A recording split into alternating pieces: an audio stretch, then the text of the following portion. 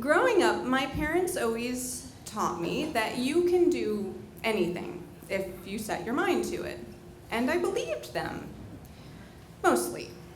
You see, I was always smart, so I knew that I could do anything cerebral if I set my mind to it. Physical stuff, not so much. I was never very athletic. I dropped out of track because there was too much running. I dropped out of soccer because there was too much running. I dropped out of participating in gym class because there were too many boys. And so I kind of got through life believing that I could do anything as long as it was something I would do with my mind anyway. And all of that changed in the fall of 2006 when my sister called.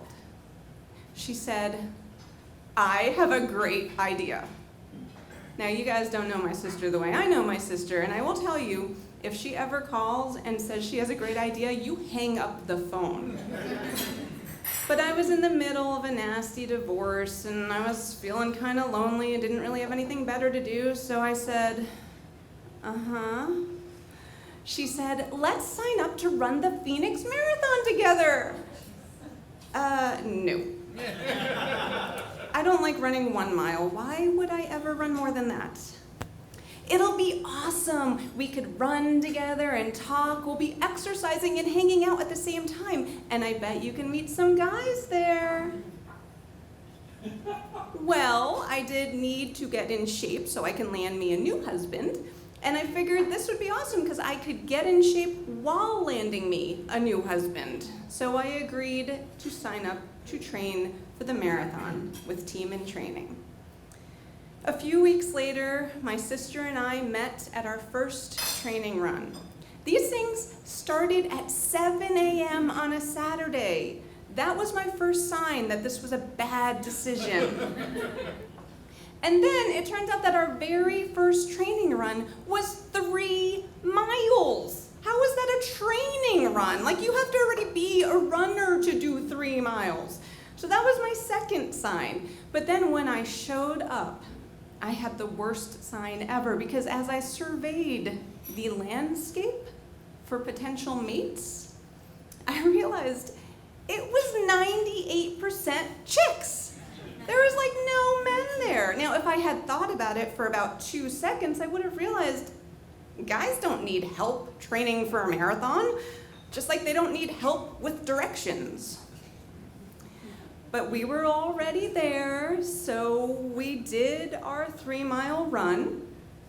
And you know, the good news is we were done by about 9 a.m. So by 9 a.m. on a Saturday, I could check exercise off my list of things to do that weekend, which was nice. I felt like I had accomplished something. And that feeling of accomplishment and well-being lasted for almost a week. That Friday night, the Friday before our next training run, my sister called me again. "Don't kill me. Oh, I can't train for a marathon right now. I'm too busy." Her dropping out on me was not a surprise. What was a surprise was my response. "Okay, fine. You can drop out if you want to. I'm still doing it." Wait, what? Did I just say that out loud? I don't know if it was out of some sort of weird spite, like, "See what you made me do," or if it was just from this sense of, well, you see, I had done my 3 training runs during the week, and I definitely was not enjoying running, but I was enjoying having run. And so I did it. I committed fully to training for this marathon. And I didn't meet any guys to speak of along the way, but I did make some great female friends. Most weekends I'd run with my friends Erica and Deb. Now, Deb grew up in one town over from me in New Jersey, so she was already cool with me. And then Erica grew up in Pennsylvania, which is not as good, but she was fun, so I let her stay. And every weekend we passed the long hours as we did our long training runs, just talking about boys and carbs and boys and carbs, and that passed more time than you would know. And we had a good time, and partly our friendship got me through those distance runs. But the other thing that really got me through was realizing that distance running is almost entirely mental. Like, running itself is not that difficult. You are just literally putting one foot in front of the other and moving forward. But your body doesn't want to run for hours, at least if you have a normal body like I do. So you have to convince it that this is actually okay to do. So what I told myself on these long training runs was that I had a job to do. My job was running, and I had to get it done. And once I started thinking about it like that, I just went to work and got the job done. And that got me through my first 8-mile run ever, and my first 10 and 12 and 16 miles. And then came the day that we trained for our 18-mile run. And everything was going fine, the first 14, 15, and 16 miles. Deb and Erica and I were talking about pizza and boys and french fries and boys. And then we hit 17 miles. And Erica changed. Oh, she got mean. She got pissed off. She got snippy. It was actually kind of amusing for Deb and I, because it was like being the sober friend when your friend is wasted. Only Erica wasn't wasted. She had hit the wall. Now, the wall is partly mental and partly physical, and when you're not experiencing it and then someone else is, you just stand back and give them some space because they need to work out some shit. So we gave Erica space, we finished the run, she had some banana bread, and everything was better again. I was fully expecting to hit the wall myself on our next long distance run, which was 20 miles. Team in training only trains you up to 20 miles because the theory is if you can do 20, you can do 26.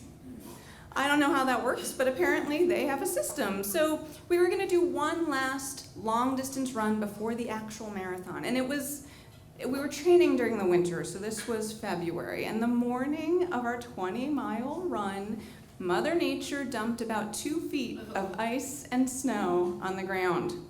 And I was worried that I wasn't gonna get a chance to train before the marathon, but the coaches still agreed to meet us out on the W&OD trail just a few hours later. And so Deb and Erica and I showed up to work that morning, and we did our job. Now, I was worried about running 20 miles on ice because you would think it would be a lot harder than running on road. But you know what? It's not, because you can't actually run on ice.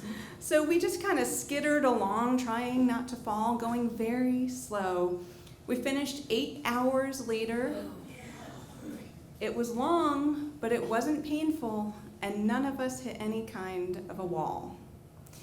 A few weeks later, we flew to Phoenix for the marathon. And in case you guys don't know, Phoenix in March is warm. Yeah, it was like 76 degrees, 0% humidity. It was lovely.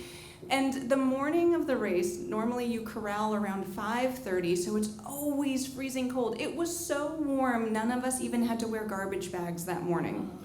So we corralled in this line of thousands of people, and I was not very fast, so I was way towards the back of the line, and the gun shot rang, and the race started, and we were so far back that we just stood there for about 20 minutes waiting for anyone to move. And then finally the people in front of us started shuffling forward, and we started moving slowly, and then the start line was in our sights, and that's when everyone started jogging very slowly. So we jogged past the start line. And as soon as I crossed that start line, I felt this feeling of accomplishment. I was doing it. I was running my first marathon. It just felt so good just to be there. And I started my 12-minute mile pace, and I was running, and the first mile went by, and the second mile went by, and the music to Chariots of Fire started playing in my head.